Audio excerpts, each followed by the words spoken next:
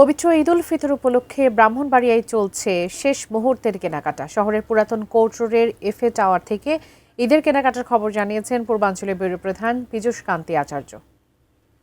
পবিত্র ঈদ উল ফিতর উপলক্ষে ব্রাহ্মণবাড়িয়ায় কিন্তু কেনাকাটা জমে উঠেছে। আমরা দেখেছি দুপুর থেকে মধ্যরাত পর্যন্ত এই কেনাকাটা চলে। বিশেষ করে ইফতারির পর থেকে কিন্তু কেনাকাটা একটু বেশি চলে। আমি এখন আছি এফএ টাওয়ারের যে মেন্স ওয়ার্ল্ডে।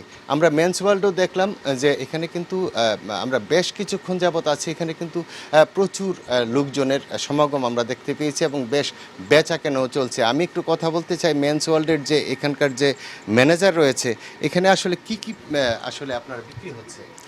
আমাদের এখানে বেসিক্যালি আমরা এই শোরুমে জেন্টস আইটেমগুলো সেল করতেছি। আমাদের ক্যাজুয়াল শার্ট আছে, পাঞ্জাবি আছে, প্যান্টের ক্ষেত্রে jeans pant, cotton pant, formal pant, তারপর হচ্ছে এগুলোর পাশাপাশি formal shirt, T shirt, polo shirt, এগুলো একটু আমরা রেগুলার সেল করতেছি। জেন্টস আইটেমগুলো আমরা এখানে সেল দিচ্ছি আর কি।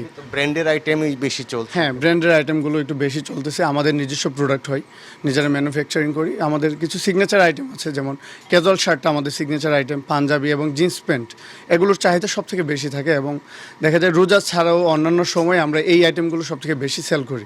ধন্যবাদ। তিনি যেমনটি বলেছেন যে উৎসবমুখর পরিবেশে কিন্তু এখানে ঈদের কেনাকাটা হচ্ছে এবং শুধু মেন্স ওয়ার্ল্ডই নয়, এখানে আমরা দেখেছি অন্যান্য যে দোকানগুলো রয়েছে সেখানেও কিন্তু নারীদের, বিশেষ করে শিশুদের পোশাকও কিন্তু বিক্রি হচ্ছে। আর বিশেষ করে মেন্স ওয়ার্ল্ডে যে পুরুষদের বিভিন্ন রকমের পোশাক কিন্তু এখানে কেনাবেচা হচ্ছে। তো এই ছিল আমার কাছে ব্রাহ্মণবাড়িয়া থেকে ঈদের কেনাকাটার সর্বশেষ খবর।